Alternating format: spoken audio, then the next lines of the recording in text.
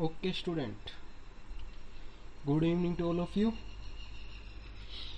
आज का जो जो हम स्टडी करेंगे वो अब तक हमने जो देखा एनवायरनमेंट के अंदर, जो पॉपुलेशन एंड ऑर्गेनिज्म के अंदर जो हमने देखा वो था बिहेवियर चेंजेस, एडेप्टेशन। ठीक है, तो अब आगे जो करेंगे, अभी जो स्टडी करेंगे वो करेंगे हम लोग पॉपुलेशन। ठीक है, मेरा नाम रोहित है और आगे पॉपुलेशन के बारे में हम लोग जितने भी एट्रीब्यूट्स है पॉपुलेशन की और जितनी भी कैलकुलेशन होगी वो मैं आपको इस चैप्टर के अंदर बताऊंगा। ठीक है, तो स्टार्ट करने से पहले मैंने आपको बताया था कि जो ऑर्गेनिजम्स होते हैं वो कई सारे ऑर्गेनिज्म मिलकर क्या बनाते हैं, एक पॉपुलेशन क्रिएट करते हैं। ठीक है, और पॉपुलेशन के बाद क्या बनती है, उनकी एक कम्युनिटी बनती है। ठीक है, उसके बाद बात आती है एट्रीब्यूट्स। जो एट्रीब्यूट्स होते हैं वो क्या होते हैं। ठीक है, जो एट्रीब्यूट्स होते हैं वो क्या होते हैं। एट्रीब्यूट्स होते हैं बेटा कि किस बेसिस पे मैं अपने पॉपुलेशन की ग्रोथ वगैरह को, किसी भी बेसिस पे मैं अपनी पॉपुलेशन की ग्रोथ वगैरह को चेक कर सकता हूँ कि वो इंक्रीज हो रही है, डिक्रीज हो रही है। एक वर्ड होता है बेटा नेटिलिटी। नेटिलिटी का मतलब होता है बेटा कि आपका जो बर्थ है किसी पॉपुलेशन के अंदर, ratio of live birth in an area to the population of an area.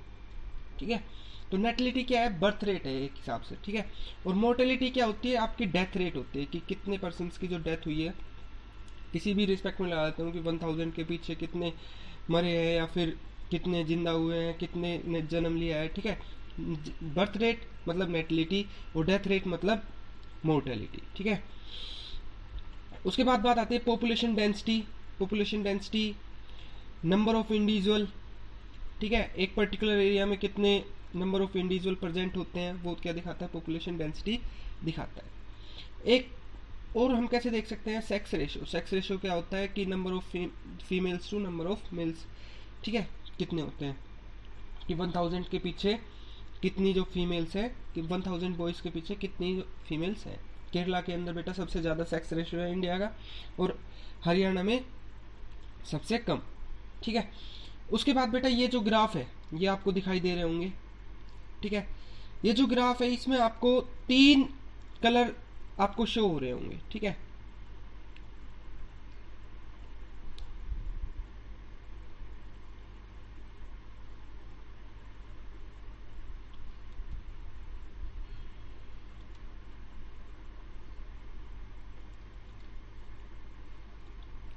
ये जो ग्राफ है इसमें आपको 3 कलर शो हो रहे होंगे। ठीक है, 3 कलर शो हो रहे हैं। एक येलो दिखाता है बेटा जो प्री रिप्रोडक्टिव एज है, मतलब जैसे मान लो जो मैच्योरिटी से एज के बच्चे हैं वो। ठीक है, एक है रिप्रोडक्टिव एज। रिप्रोडक्टिव एज मतलब जैसे मान लो 15 से 45। ठीक है ना, 15 to 45। ओके, और एक है बेटा पोस्ट रिप्रोडक्टिव फेज, मतलब कि 45 से अबो। ठीक है, अब आप ये देख रहे हो, ये एक पॉपुलेशन को शो कर रहा है बेटा। एक कंट्री मान लो, उसमें जो प्री रिप्रोडक्टिव एज है मतलब जो बच्चे हैं वो ये शाइन शो कर रहा है, और जो रिप्रोडक्टिव एज है वो ये है, और जो पोस्ट रिप्रोडक्टिव एज है वो ये है। अब इसमें क्या दिखा रहा है कि इसमें चिल्ड्रन ज़्यादा है, उसके बाद मैच्योर और लास्ट में ओल्ड एज। ठीक है, इसका मतलब ये है कि ये बच्चे अब किस में चेंज होंगे, पहले उसके बाद मैच्योर में और फिर ओल्ड एज में। इसका मतलब ये है कि कभी ना कभी ये जो स्टेज है ये स्टेज यहाँ पहुँच जाएगी। ठीक है ना, इसका मतलब ये है कि पॉपुलेशन कैसी हो रही है, इंक्रीज हो रही है। कुछ टाइम बाद ये जो बच्चे हैं ये ओल्ड एज में कन्वर्ट हो गए ना, और इसी तरीके से बढ़ता रहा। तो ये ग्राफ जो हमारा है, अभी सपोज करो कि इस उसमें है, कुछ दिनों बाद, ठीक है, इस हिसाब से अपना साइज इंक्रीज करेगा, क्योंकि जो बच्चे अभी प्री रिप्रोडक्टिव एज में है ये पोस्ट में आएंगे। ठीक है, तो उससे क्या होगा कि पॉपुलेशन क्या हो रही है, इंक्रीज हो रही है। ठीक है, सेकंड देखो, जितने बच्चे हैं उतने ही क्या है रिप्रोडक्टिव एज है, उतने ही रिप्रोडक्टिव एज के हैं, और उतने ही मतलब स्मॉल, बहुत माइन्यूट चेंज हुआ है।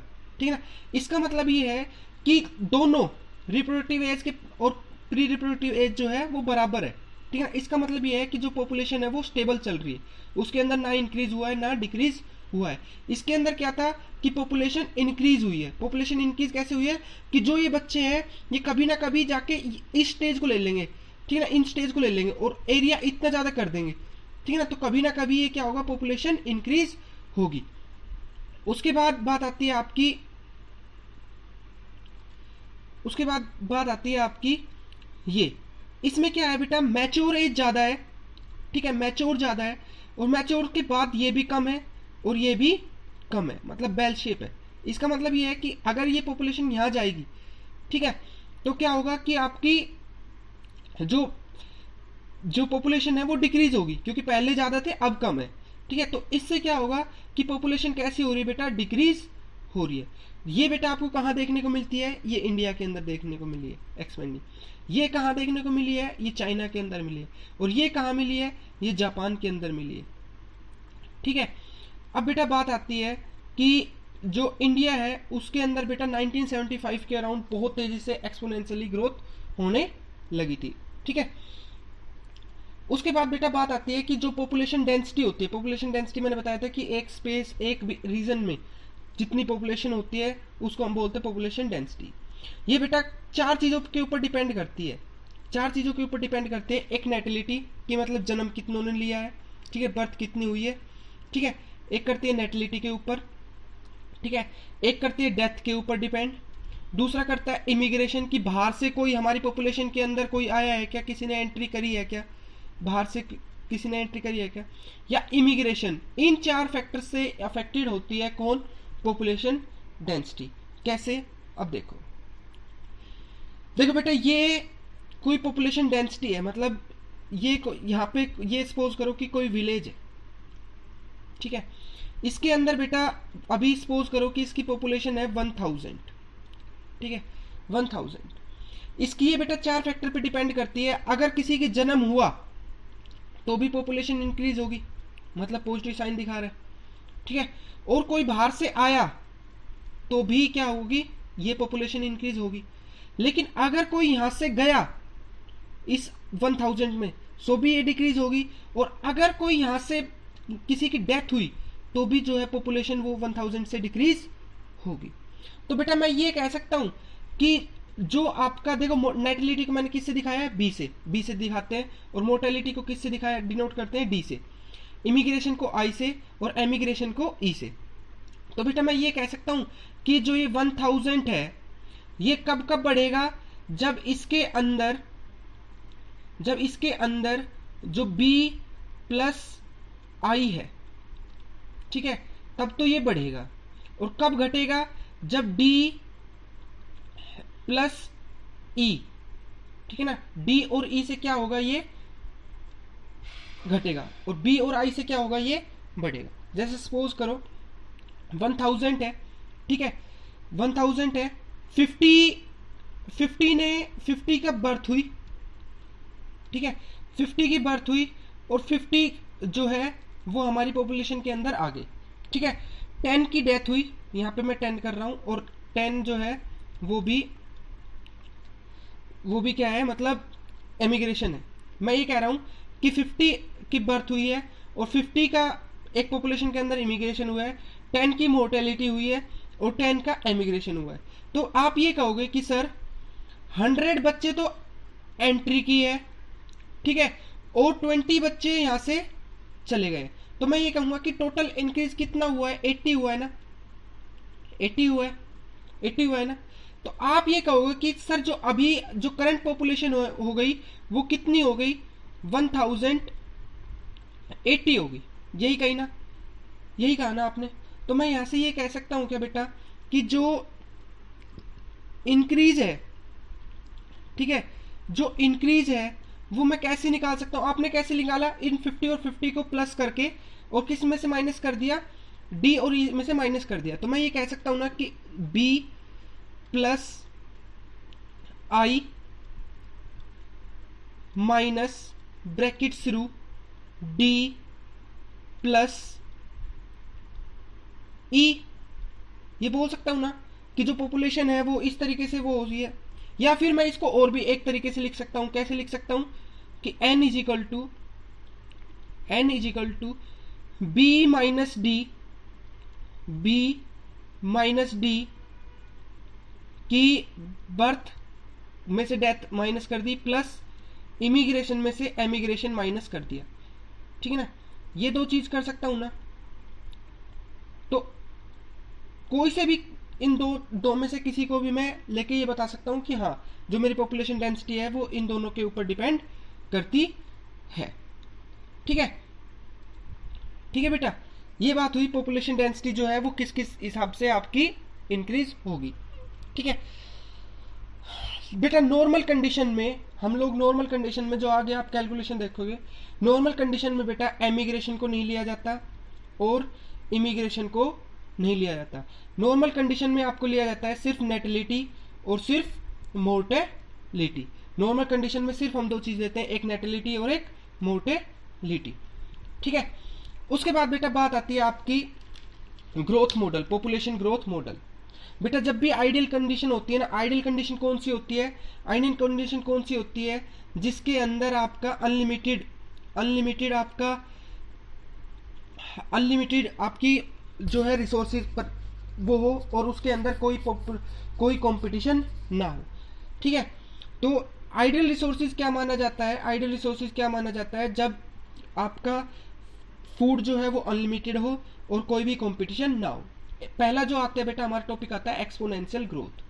दो मॉडल है, एक एक्सपोनेंशियल ग्रोथ का और एक नॉर्मल ग्रोथ का है, ठीक है। एक्सपोनेंशियल ग्रोथ का है और एक नॉर्मल ग्रोथ का है। उससे पहले मैं आपको ये दिखा दूं कि इसका जो ग्राफ है वो जे शेप का होता है, ठीक है, वो जे शेप का होता है। थोड़ा सा और समझा दूं कि ये आपकी जे शेप है, ठीक है।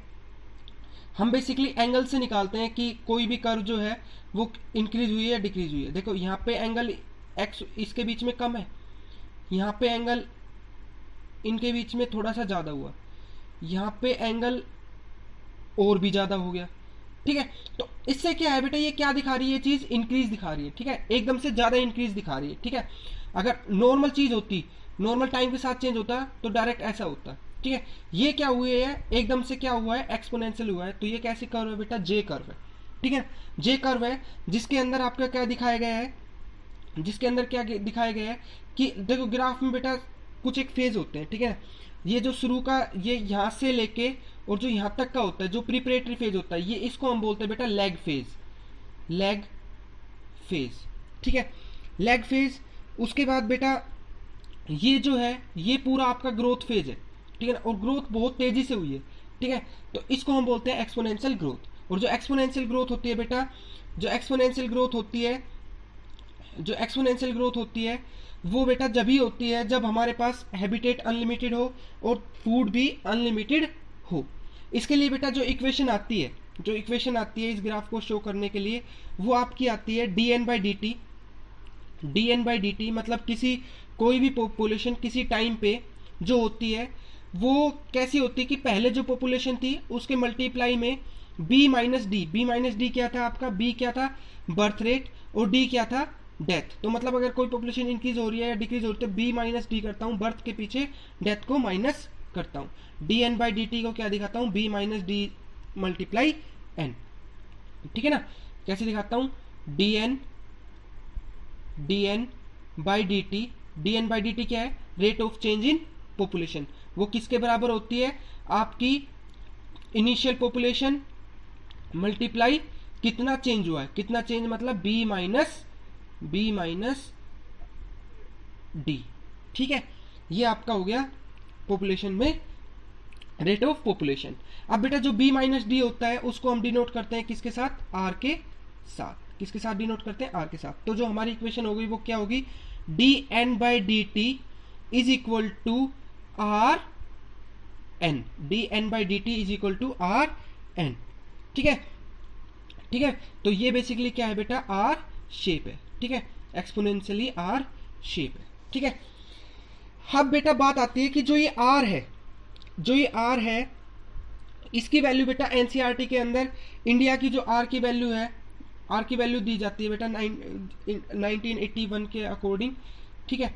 तो जो इंडिया की जो वैल्यू है बेटा वो है आपकी आर की वैल्यू 0.025 205। ठीक है, ये चीज़ ध्यान रखनी है, यहाँ से भी नीट में क्वेश्चन आया था। ठीक है, एक है बेटा नॉर्वे की 0.015 और बीटल्स की बेटा 0.02। ठीक है, आगे बेटा इसी इक्वेशन को थोड़ा सा और हम लोग मॉडिफाइड करेंगे, आगे इसका इंटीग्रेशन करेंगे, वो देखना। देखो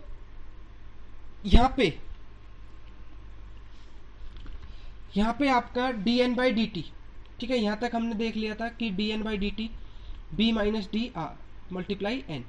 ठीक है, उसके बाद dn/dt को मैंने r से वो कर दिया था। अब मैं क्या करता हूं, इसका इंटीग्रेशन करता हूं। ठीक है, इंटीग्रेशन करता हूं, dn को मैं क्या रखता हूं, इसी साइड रखता हूं। ठीक है, और dt को क्या ले जाता हूं, उस साइड ले जाता हूं, rn मल्टीप्लाई dt। ठीक है, टाइम के रिस्पेक्ट में हम इसकी क्या करेंगे, इंटीग्रेशन करेंगे। तो बेटा इंटीग्रेशन करने के बाद ये स्मॉल साइन तो हट जाता है, कंप्लीट n आ जाता है। ठीक है, nt। ठीक है, और जो आपका n था ये इनिशियली था। ठीक है, तो ये क्या हो गया आपका n0 इनिशियली जो था। ठीक है, r क्या था आपका, इंक्रीज और डिक्रीज t के साथ किया, तो इसकी जो बेटा इंटीग्रेशन है वो आपकी क्या आती है, e की पावर। ठीक है, e की पावर बेस ऑफ लॉग। ठीक है ना, e क्या होता है, बेस ऑफ लॉग, e की पावर r t। ठीक है ना, e की पावर r t, e की पावर r t। और इस e की वैल्यू कितनी होती है, ये e जो होता है वो होता है आपका 2.7182। ठीक है ना, 2.7182। ठीक है, तो बेटा n क्या है, पॉपुलेशन साइज, nt क्या है, population density after time t, मतलब जिस टाइम पे हम निकाल रहे हैं। n नोट क्या है, इनिशियली जितनी भी पॉपुलेशन थी। r क्या है, इंट्रेंसिक रेट है, मतलब जो इंटीग्रेशन करने के बाद आई है वो। ठीक है, e क्या है, किसकी, लॉग बेस ऑफ लॉग है। ठीक है, b क्या है, बर्थ रेट, और d क्या है, डेथ रेट। ठीक है बेटा, तो ये हो गई हमारी कौन सी, इंटीग्रेशन की टर्म। अब बेटा बात आती है कि जो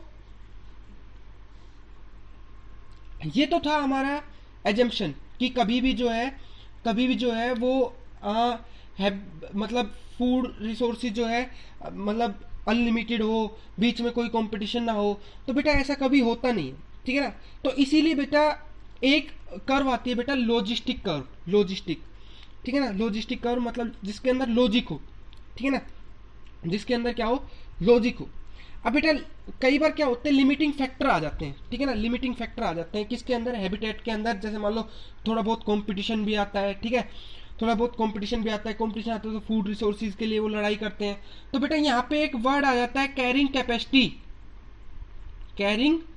कैपेसिटी। कौन सा वर्ड आ जाता है, कैरिंग कैपेसिटी। और इस वर्ड को दिखाता हूं मैं बेटा किसके साथ, के के साथ। और के के साथ बेटा दिखाने से जो पॉपुलेशन होती है बेटा वो थोड़ी सी डिक्रीज होती है, उसके अंदर चेंज थोड़ा सा डिक्रीज होता है। तो जो हमारा n था उसके साथ एक वैल्यू और आ जाती है, k माइनस एन बाय के। ये क्या दिखाती है, हमारी कैरिंग कैपेसिटी दिखाती है।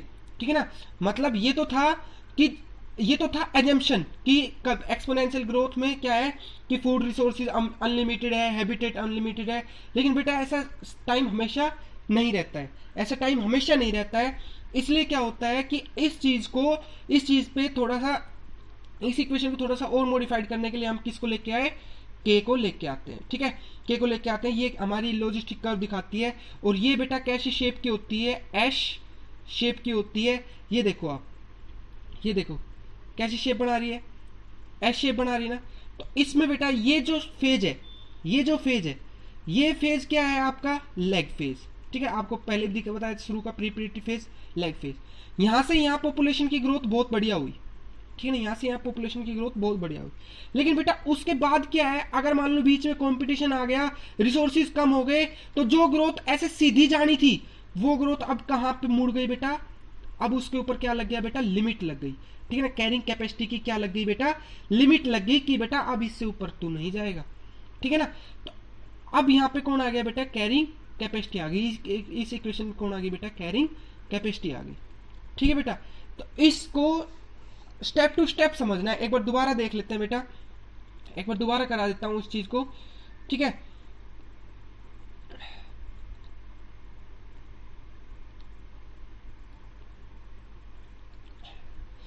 बेटा देखो, जो आपकी नॉर्मल जो पॉपुलेशन के अंदर चेंज होता है D N by D T, B minus D क्या था आपका, इंक्रीज या डिक्रीज इनिशियल वैल्यू के अंदर, ठीक है। डी एन इसका बी माइनस डी को किससे चेंज कर दिया हमने, आर से चेंज कर दिया। तो एक्सपोनेंशियल ग्रोथ किससे दिखाते हैं, जे शेप से दिखाते हैं, ठीक है। और जो आर की वैल्यू होती है वो इंडिया के अंदर 0.0205 थी, ठीक है ना। बेसिकली ग्रोथ दिखा रहा है ये कि जो बर्थ है वो किस हिसाब से तेजी से बढ़ी थी, ठीक है। उसके बाद बेटा इसी इक्वेशन को हमने क्या किया, इंटीग्रेशन कर दिया। इंटीग्रेशन करते वक्त dt को तो मैं कहाँ ले गया, उस साइड ले गया, और जो इसका इंटीग्रेशन था वो कितना आया, एन नोट ई की power R T. N naught क्या होता है आपका, पॉपुलेशन डेंसिटी इनिशियली। ई जो है वो लोगरिथम की वैल्यू है, ठीक है ना, लोग ई की वैल्यू है 2.718। और बेटा बी क्या है, बर्थ रेट है। आर क्या था आपका, इंट्रेंसिक रेट थी। और टी क्या है आपका, टाइम है, ठीक है। अब बेटा ये जो है ये तो एक्सपोनेंशियल ग्रोथ के लिए था, जब फूड रिसोर्सेज अनलिमिटेड होते हैं, हैबिटेट अनलिमिटेड होते हैं। लेकिन ऐसा हमेशा होता नहीं है, एक हमेशा कैरिंग कैपेसिटी जो होती है, एक लिमिट फैक्टर जो है वो हमेशा लग जाता है। इसीलिए जो इक्वेशन थी बेटा वो हमारी किस चीज़ में चेंज होगी, इस चीज़ में चेंज हो गई, ठीक है बेटा। तो आज जो हमने देखा वो हमने देखा हमारी पॉपुलेशन के बारे में। नेक्स्ट जो टॉपिक लेके आऊंगा बेटा वो होगा हमारा किस चीज से रिलेटेड, वो होगा हमारी इंटरेक्शन जो होती है किसी भी स्पीसीज के अंदर, वो किस किस तरीके से होती है, ठीक है। जो इंटरेक्शन होती है वो किस किस तरीके से होती है, ठीक है बेटा। आई होप कि आप लोगों को ये सारी चीज़ समझ में आई होगी। अगर फिर भी समझ में ना आए तो बेटा आप लोग डाउट सेक्शन में, आप लोग कमेंट में आप इसको ज़रूर लिख सकते हो।